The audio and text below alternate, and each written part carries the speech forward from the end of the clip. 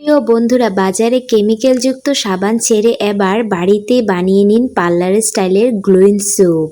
ত্বক হবে সফট, উজ্জ্বল ও ভিতর থেকে নরম।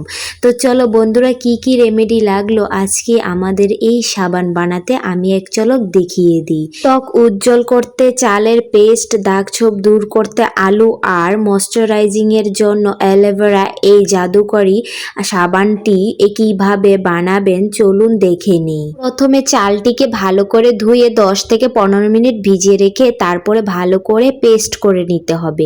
তার সাথে তোমরা চাইলে একটি আলু দিতে পারো, না দিলেও অসুবিধা নেই, কিন্তু আলুটা দিলে ভালো হয়। তো আমি এখানে একটি আলু ভালো করে ধুয়ে পরিষ্কার করে নিয়ে কুচি কুচি করে কেটে চালের সাথে একবারই দিয়ে দিব।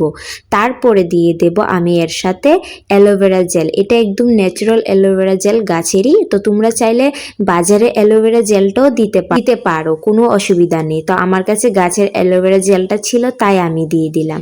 তো তোমরা চাইলে বাজারেরটা দিতে পারো। তো এখানে আমি দিয়ে দিলাম। এই তিনটি উপকরণকে ভালো করে আমি মিক্সারে পেস্ট করে নেব। এই যে এইভাবে একদম স্মুথভাবে পেস্ট করতে হবে। এবার একটি ছাঁকনির সাহায্যে আমি ভালো করে এই পেস্টটাকে ছেঁকে নেব। দানা দানা যা থাকবে সবগুলিকে রেখে দেব। আমি নিচের যে জলটা পড়বে সেটাই আমার কাজে লাগবে আর কি। বন্ধুরা, দামি দামি ব্র্যান্ডের সাবান তো অনেকেই মাখলেন। এবার ঘরে থাকা মাত্র 4টি উপকরণ দিয়ে নিজেই হাতে বানিয়ে নিন ম্যাজিক্যাল গ্লোয়িং সোপ, যা আপনার ত্বকের জেল ফেরাতে রাতারাতি কাজ করবে।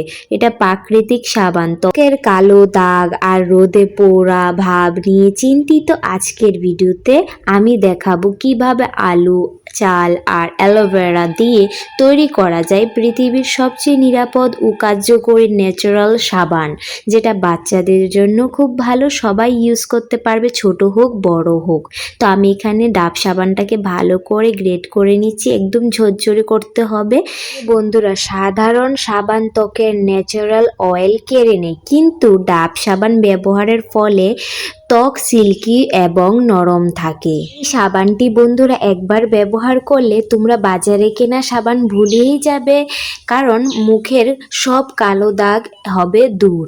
বাজারে কেনা সাবান ভুলে যাবে। এই জাদুকরি সাবানটি একবার ব্যবহার করলে তোমরা অনেক ভালো রেজাল্ট পেয়ে যাবে। ভালো করে সাবানটাকে গ্রেট করে নিয়েছি। এখন একটি বলে আমি এটা দিয়ে গরম জলের উপরে কিন্তু দিতে হবে, ডাইরেক্ট কিন্তু জলে দেওয়া যাবে না বা চুলায় দেওয়া যাবে না। তো আমি এখানে জল বসিয়ে দিয়েছি, জলের একদম ফুটে এসেছে। এখন একটা বাটির সাহায্যে আমি উপরে দিয়ে এটাকে ভালো করে সাবানটা এর মধ্যে দিয়ে দেবো। এটা হচ্ছে চালের গুঁড়ো মিশ্রণটার উপর আমি সাবান গুঁড়োটা দিয়ে ভালো করে মিক্স করে তারপরে সাবানটাকে গলিয়ে একসাথে মিশিয়ে একটু জাল করে নেব। তো নেওয়ার পরে কিন্তু তোমরা টেক্সচারটা দেখতেই পারবে কতটা স্মুথ হয়ে আসবে। তোমরা একটি চামচের সাহায্যে একটু নেড়ে চেড়ে দেবে, না হলে নিচে লেগে যেতে পারে। যেহেতু এখানে আমি চাল ইউজ করেছি, মানে চালের গুঁড়োটাই, সেটা শক্ত হয়ে যাওয়ার চান্স থাকে। তোমরা কিন্তু লাড়ার উপরে রাখবে। তো আমি এখানে লাড়া দিতে দিতে দেখো আমার টেক্সচারটা কতটা ঘন হয়ে এসেছে, একটু পাতলা হয়েছে। এরকম হলেই যথেষ্ট। তো তোমরা সব কিছু পরিমাণ মতনই দিও। এখানে আমি একটা বোল্ট নিয়ে নিয়েছি, তোমরা চাইলে বাটিতেও দিতে পারো, কোনো অসুবিধা নেই।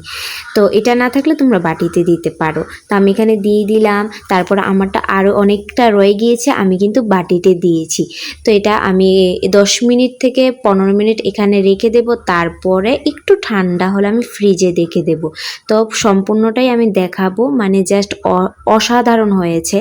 তোমরা ছোট থেকে বড় পর্যন্ত সবাই ইউজ করতে পারো, এটা দারুণ রেজাল্ট আসবে। তো বন্ধুরা, আমি গ্লিসারিন দিতে ভুলেই গিয়েছি, এটা অপশনাল, তোমরা না চাইলে নাই দিতে পারো। আমি এখানে দিয়ে দিলাম, প্রথমে দেওয়ার দরকার ছিল, তো আমার দিতে মনে নেই, আমি পরে দিয়ে একটু নেড়ে চেড়ে তারপর এটা আমি ফ্রিজে নিয়ে রেখে দেব।